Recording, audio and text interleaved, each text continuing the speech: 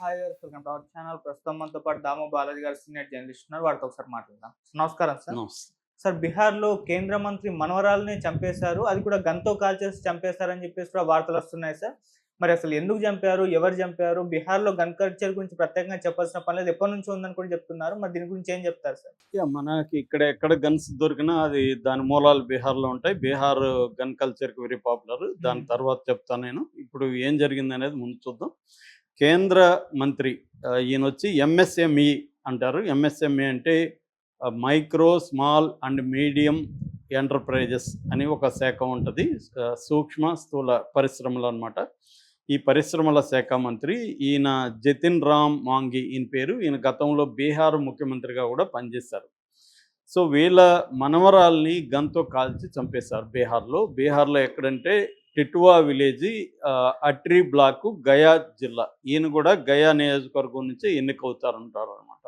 ఈయన వాళ్ళ సొంత నియోజకవర్గం గయా అనమాట బీహార్‌లో. సో వీళ్ళ మనవరాలి పేరు సుష్మాదేవి. ఆమెకు 32 ఏళ్ళ వయసు. ఆమెకి 2 పిల్లలున్నారు. వీళ్ళ హస్బెండ్ పేరు రమేష్ సింగ్.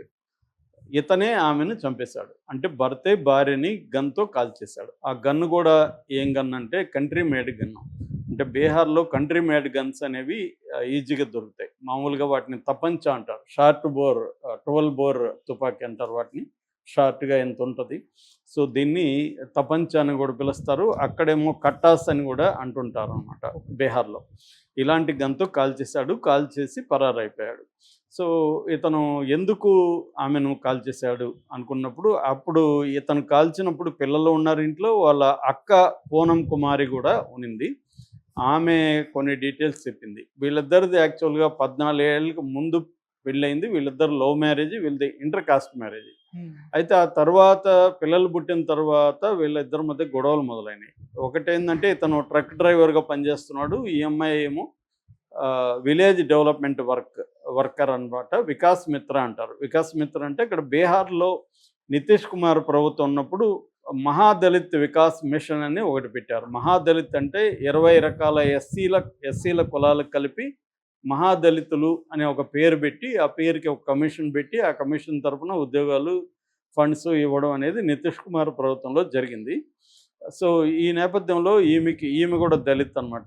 సో ఈమెకి ఆ మహాదళితుల కింద ఈమె విలేజ్ డెవలప్మెంట్ వర్కర్‌గా పోస్టు ఇచ్చారు.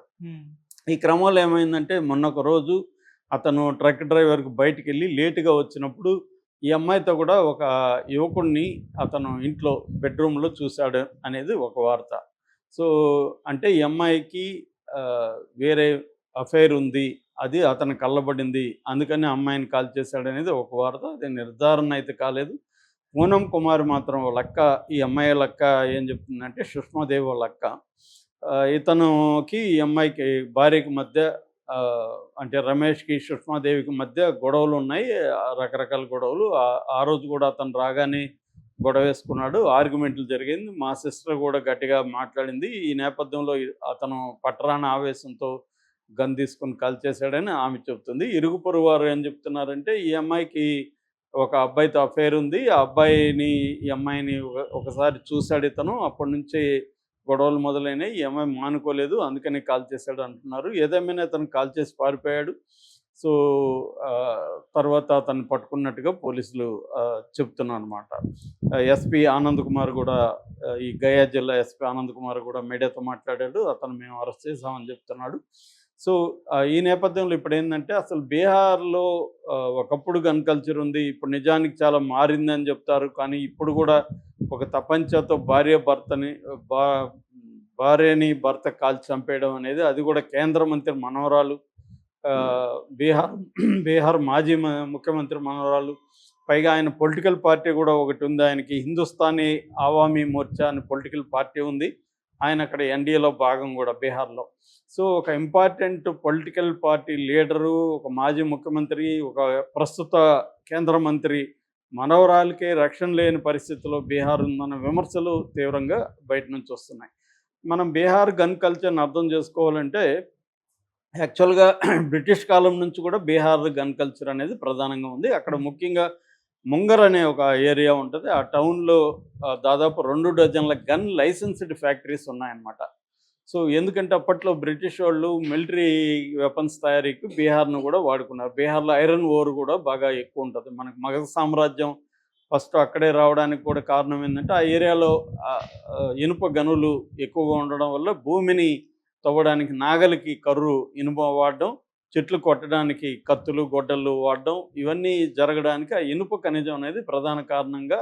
అందుకని మొట్టమొదటి మగధ సామ్రాజ్యం ఇండియాలో అక్కడే రావడానికి అదొక కారణంగా చెప్తారు. సో ఇలాగా గన్ కల్చర్ అనేది అఫ్సెల్గానే బ్రిటిష్ కాలం నుంచి పెరిగింది. సో ఆ తర్వాత ఏమైందంటే బీహార్లో ఫ్యూడలిజం ఎక్కువ, జమీందారీ సిస్టమ్ ఎక్కువ. ముఖ్యంగా భూమిహారులు, రాజపుటులు, రాజపుత్రులు అంటాం మన తెలుగులో, రాజపుత్రులు, భూమిహారులు, బ్రాహ్మణులు, ఈ 3 రకాల అగ్రకుల భూస్వాములు అక్కడ బలంగా ఉంటారు.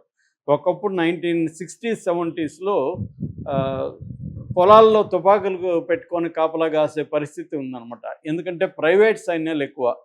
అక్కడ సవర్ణ సేన, సువర్ణ లిబరేషన్ ఫ్రంటు, భూమిహార సేన, బ్రహ్మర్షి సేన, సన్లైట్ సేన, కుయర్ సేన, ఇలాంటి ప్రైవేట్ ఆర్మీలు ఉండేవి ఎవరికి, భూస్వాములకి. వీళ్ళు వందలాది మంది గన్స్ పట్టుకొని ఉండేవాళ్ళు. దళితులు వీళ్ళ కింద పనిచేసేవాళ్ళు. మెల్లమెల్లగా దళితుల్లో చైతన్యం రావడం మొదలుపెట్టింది. అక్కడ మావోయిస్ట్ కమ్యూనిటీ సెంటర్ అనే ఒక పొలిటికల్ నక్సలైట్ పార్టీ బయలుదేరింది. అట్లాగే సిపిఐ-ఎంఎల్ లిబరేషన్ అనే ఇంకొక నక్సలైట్ పార్టీ బయలుదేరింది. ఈ 2 పార్టీలు ముఖ్యంగా ఎంసీసీ మావోయిస్ట్ కమ్యూనిటీ సెంటర్, అదే తర్వాత పీపుల్స్ వార్తో కలిసి సిపిఐ-ఎంఎల్ మావోయిస్ట్ అనే పార్టీగా ఏర్పడింది 2004లో. సో ఈ ఎంసీసీ అనేది అక్కడ రివర్స్లో వీళ్ళొక సైన్యాన్ని తయారు చేయడం మొదలుపెట్టారు దళితులతో. అలాగా ఘర్షణలు 70s 80s 90sలో వందలాది మంది చనిపోయారు. ఒక్క రణవీర సేన యాక్టివిటీస్లోనే 95 నుంచి 2000 వరకు 58 రకాల దాడులు దళితుల మీద జరిగితే 300 మంది దళితులు చనిపోయారు. లక్ష్మాపూర్ అనే ఒక ఊరిలో 97లో జరిగిన సంఘటనలో 58 మంది దళితులు చనిపోయారనమాట. ఆ స్థాయిలో ఇక్కడ అటాక్స్ ఉంటాయి. అంటే మనకు పొలాలకు పోతే గన్లు పట్టుకొని కాపలా కాస్తున్న ప్రైవేట్ సైన్యం కనబడేది. ఆ స్థాయిలో గన్ కల్చర్ అనేది అక్కడ ఉంటుంది.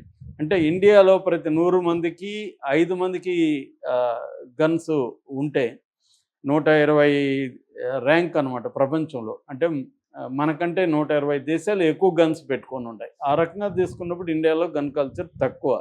కానీ బీహార్లో Uttar Pradesh first number 1 gun culture ఎక్కువ ఉండేది. నెంబర్ 1 ఉత్తరప్రదేశ్ అయితే, నెంబర్ 2 బీహార్ అనమాట మన దేశంలో.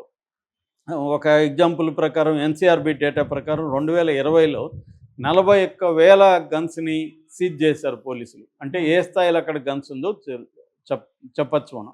అక్కడ 3 రకాల గన్స్ ప్రధానంగా ఉంటాయని చెప్తున్నారు. ఒకటేమో కట్టాస్ అని. కట్టాస్ ఏమో తపంచాలు, మ్యాన్ మేడ్ అనమాట. అంటే అక్కడే లోకల్ మేడ్. ఐటీఐ చదువుకున్న కుర్రాళ్ళు కూడా గన్స్ తయారు చేసేయగలరు. రెండవదేమో బరెట్టాస్. బరెట్టాస్ అంటే గాంధీని చంపిన తుపాకీ పేరు కూడా బరెట్టా అనమాట. ఆ గన్ కూడా ఎక్కువ ఉంటుంది. మూడవదేమో స్మిత్ అండ్ వెస్సన్ అని గన్స్. ఈ నేను ఫస్ట్ చెప్పిన కట్టాస్ ఏమో 1500కి 2000కి కూడా దొరికేస్తుంది అనమాట. చాలా చీప్ అది.